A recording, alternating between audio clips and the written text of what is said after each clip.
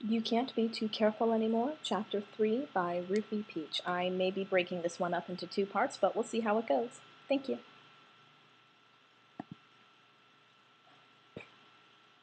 When she woke, every muscle in Belle's body was sore and aching. Her dreams had been awful, dark and burning and full of screaming, of pain and twisted flames. Her flames. Her screams. Belle never wanted to close her eyes again if that was what awaited her. She could stand, thankfully, and though her muscles were stiff, her bruises did not hurt as she felt they should. She was thankful for whatever Rumpelstiltskin had done for her the night before. She knew the pain should have been 1,000 times worse than it was. Her nightmare haunted her, though, and she shook all over with the struggle to hold in her sobs to prevent any kind of an outburst. She swallowed hard, bringing her hands to her face and feeling the cuts to her cheeks, the swelling under her eye. There were no mirrors in Rumpelstiltskin's home, and for this she was grateful. She didn't need to see the damage done as well as feel it. He had left her clothing, but not of her usual kind. Her blue dress and white heels had been traded for a pair of trousers, much like his own, although made from something softer and lighter, and a long red shirt. A pair of boots, soft, supple leather, without the complicated ties that adorned Rumpelstiltskin's, rested on the floor. The pants were scandalously tight, but then she was a girl shunned and shamed and broken. Surely her clothing was the least of her worries. They were, however, surprisingly comfortable, as were the shirt and the boots. Better mobility than dresses, and, she supposed, better suited to someone of her particular curse. She found a staff leaning outside her door, long and wooden like a well-polished tree branch, and she leaned hard on it as she hobbled down the corridor. He had allowed her to stay in the guest wing, she realized, due to her injuries. She was whole, and her bones seemed to be in working order, and she still had a beating heart and air in her lungs. Small graces, it seemed, and all she was granted. More than you deserve, you twisted little demonic thing that you are. You should have burned in the fire you started, and your life is not cause to believe otherwise. Ah, Belle. He looked up from his spinning wheel as she entered and smiled, ran his eyes up and down her newly attired form with an approving little nod. I was wondering when you'd appear. How did you sleep, dearie? Ah. She thought for a moment, not wanting to disclose her horrors to someone not already afflicted with them. I... Okay. Better than I have for a while, at least.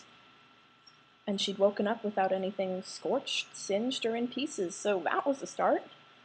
She hadn't been chained to any walls, either, or woken to a knife at her throat and the smooth, poisonous voice in her ears. Truth be told, this morning was already the best she'd had in what felt like forever. Yes.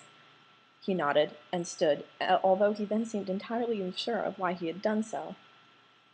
Well, you must be hungry. He waved a hand, and a bowl of porridge, steaming and covered in syrup, was waiting at the table. She stared, wide-eyed, and he waved a hand nervously at the sudden silence. It's just oats and milk, dearie, nothing out of the ordinary. No, it's just... She smiled, and it hurt like the blazes, but it was worth it. Thank you. Her first real meal in 17 days, and it tasted perfect for its simplicity. Rumpelstiltskin watched her closely from his wheel, with something a little like pain in his eyes, like anger and gathering storm clouds, like rain. He has to be like that, fire starter, or you'll burn down the place and murder him again. Do the clothes fit?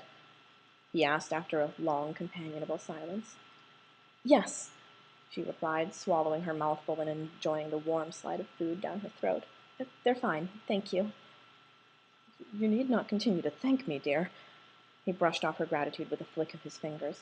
I have no need of it, and simple food and clothing are no effort. Oh. She didn't know what to say to that. Did he not want her gratitude? He'd saved her life and kept her safe when he had no reason at all to care if she even breathed, and even now he was still giving her things.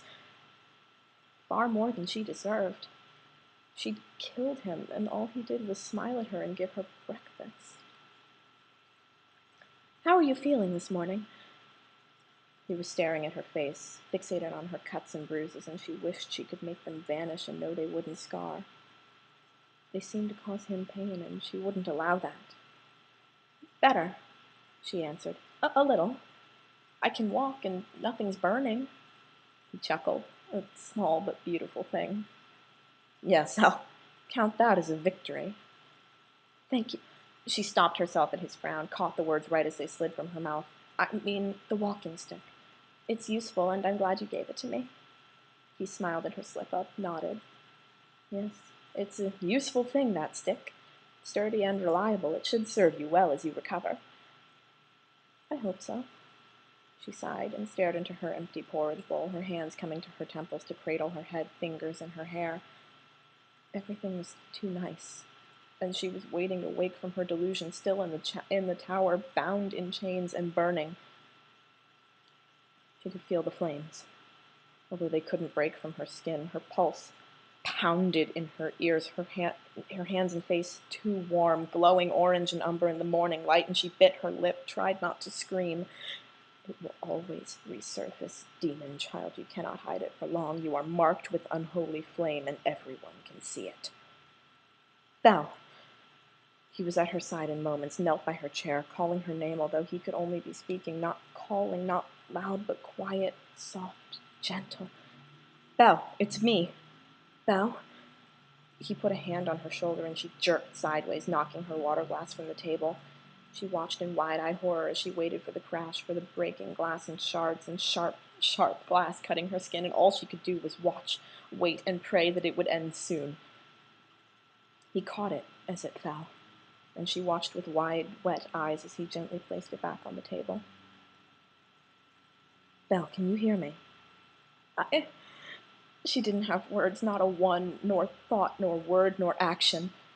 She simply stared at him, dumbfounded, hands trembling too much to mention every cut, bruise, slice, and graze, raw and open, burning fresh. "Belle." He reached up, and his hand was warm, soft on her cheek, but cooler than what was inside, like a stream of water on an open flame. "Belle, look into my eyes." She did as he commanded, unable to marshal the ability to do otherwise, and the calm strangeness of his face was nothing compared to what she saw behind her eyelids every day. He wasn't one of them. He never could be. They had been pink and soft, human and weak as she, but with sharper knives and stronger bones. He was green and gray and hard, rough to the touch but sweet to taste, his eyes opaque and honest.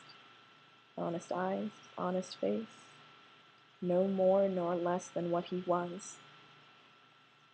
"Rumpelstiltskin," she murmured, and it opened some kind of a floodgate, and she was sobbing, far, far too wet for someone so close to flames, huge, bone-breaking, shaking, and rattling sobs that racked her whole body.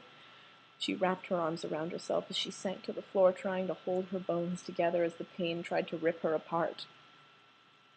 Then there was another pair of arms around her, firmer and warm, holding on to her and pulling her into a soft, warm chest, her head against his shoulder.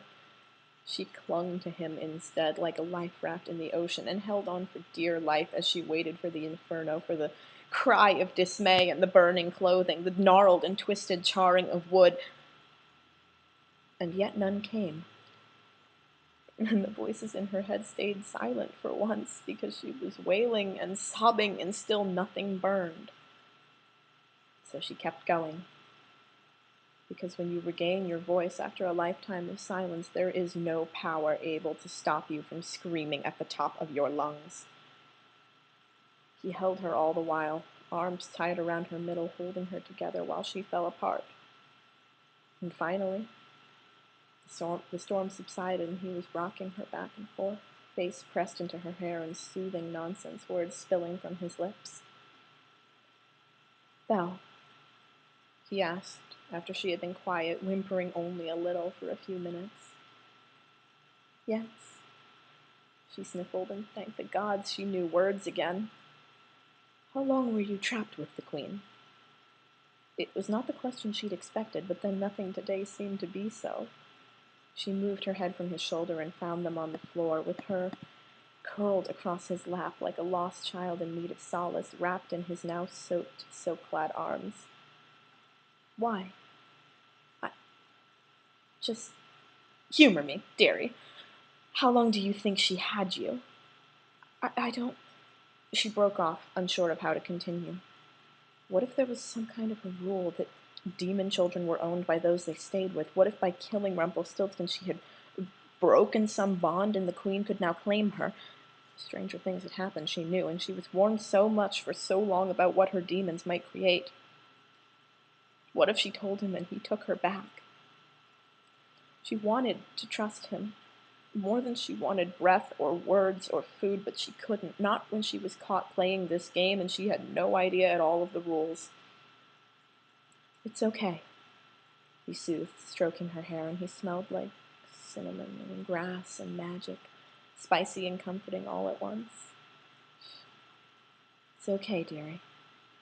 You don't have to say you don't know. I was merely curious. He had held her and fed her and clothed her. He had rescued her from the tower and tended her wounds. Belle could give him nothing in return but scorch marks and burnt skin, but she could try to trust. Just a little bit. Just for once. 17 days.